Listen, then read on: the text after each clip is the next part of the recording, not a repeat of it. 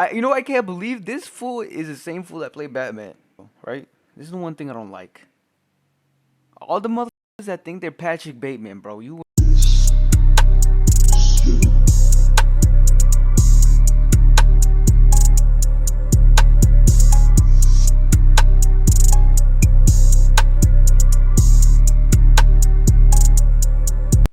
Dude, if y'all haven't watched American Psycho, y'all need to watch that movie. Okay, I want to make sure I'm talking to y'all.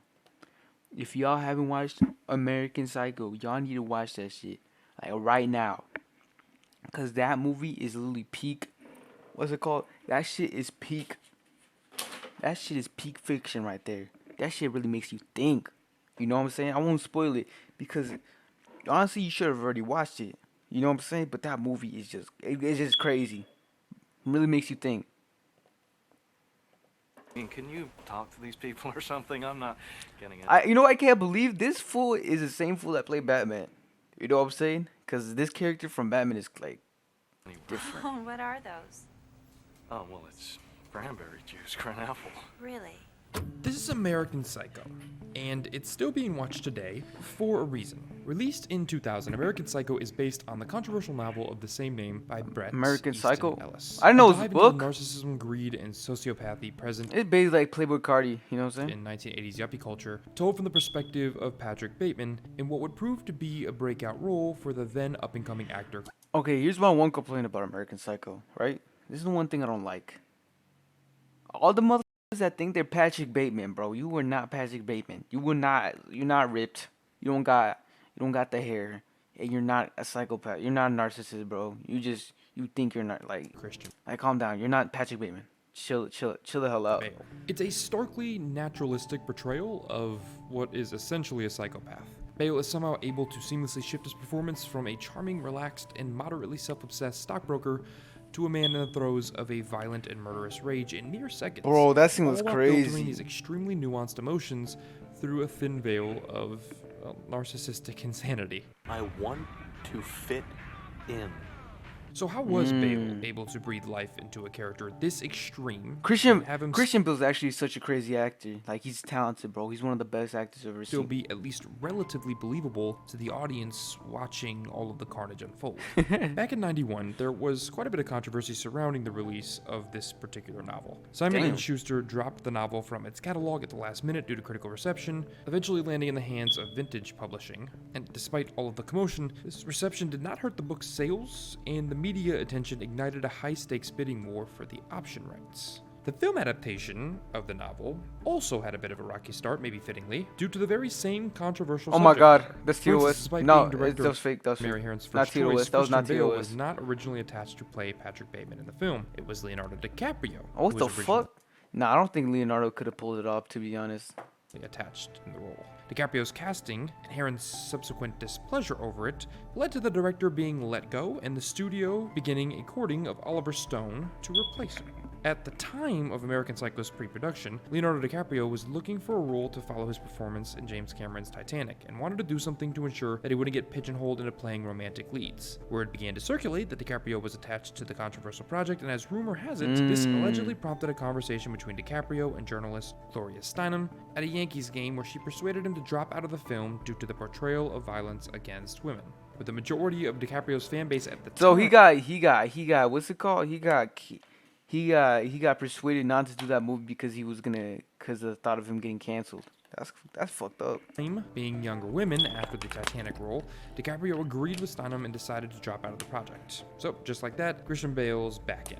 Which also meant that the film's original director would be back to helm once again. But the big hurdle remained of becoming this character for Christian Bale. Getting into I'm gonna lie. I saw some shit. I'm like, damn, that's kind of some real shit. Like someone said, like after they watched American Psycho, they went to the store and bought like face care products because they saw how clear Christian Bale's skin was. I'm like, I ain't gonna lie, that's facts. Before I watched this movie, I was taking care of my skin, but I feel like afterwards, I feel like I was taking care of it a little bit more.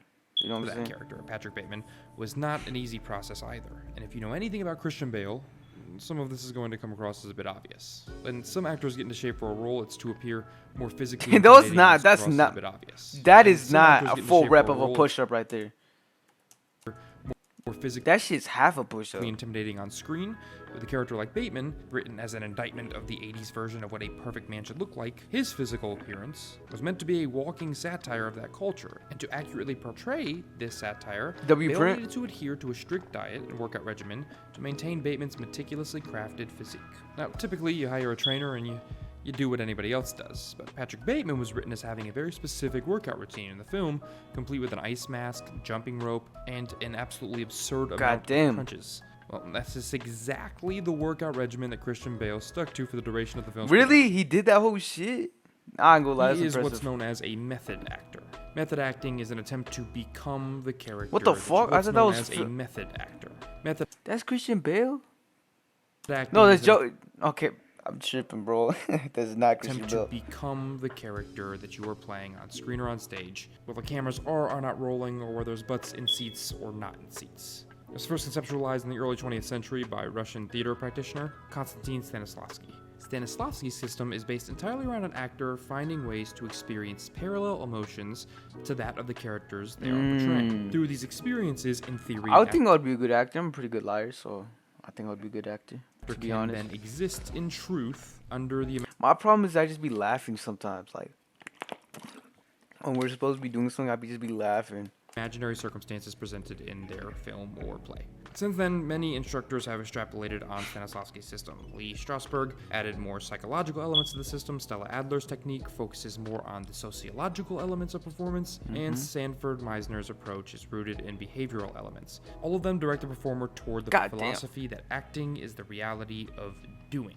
Which is the reasoning why someone like Christian Bale might stick to the exact workout regimen of his fictional character Patrick Bateman. Christian Bale wants to be able to experience the sort of self-obsessed, compulsive behavior that comes with being Patrick Bateman. During Bateman's confession in the film, naturally, Christian Bale couldn't have shot someone and hidden the police to generate the experience. I killed Paul Allen with an axe in the face.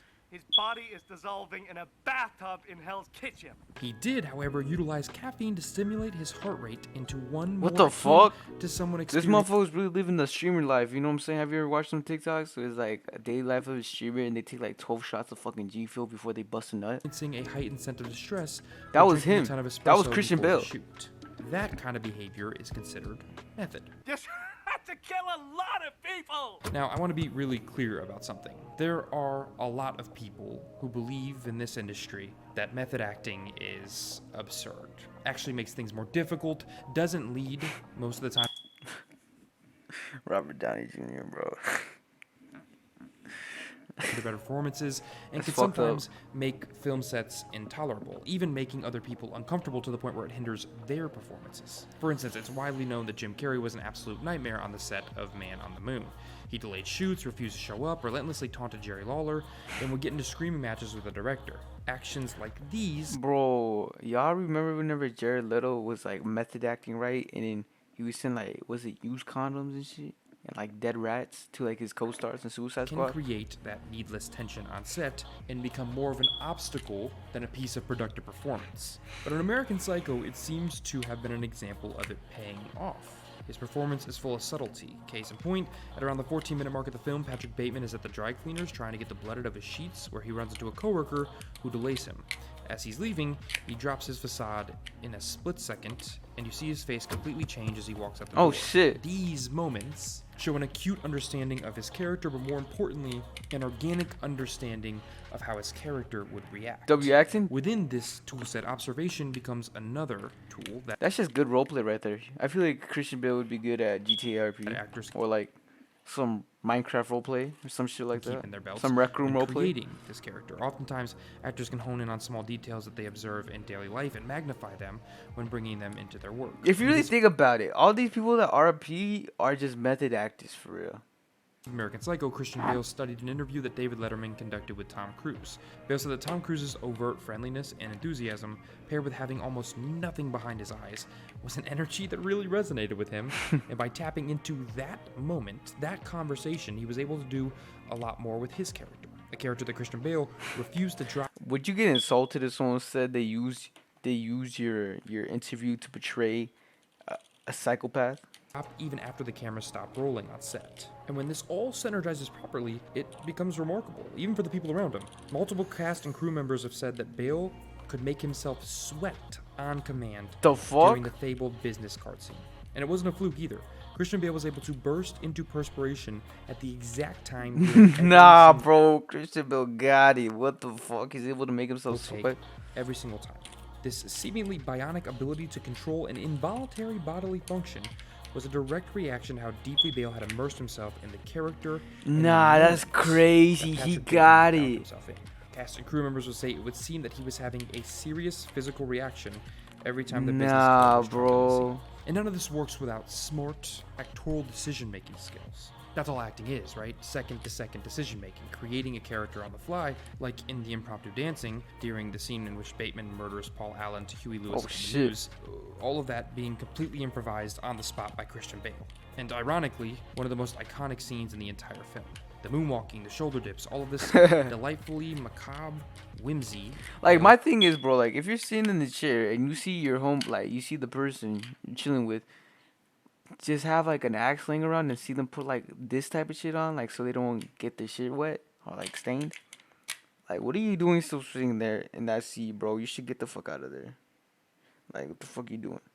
Decides to bring Fuck, why does this shit always happen? to the scene, heightening the terror, all improv, all in the moment. Now, while this all might sound like an advertisement or infomercial for method acting, it's not. It is worth pointing out that American Psycho is not the classic it is today, is not even talked about today without Christian Bale's performance. And it's worth pointing out that how he got there COVID. was, well, through method.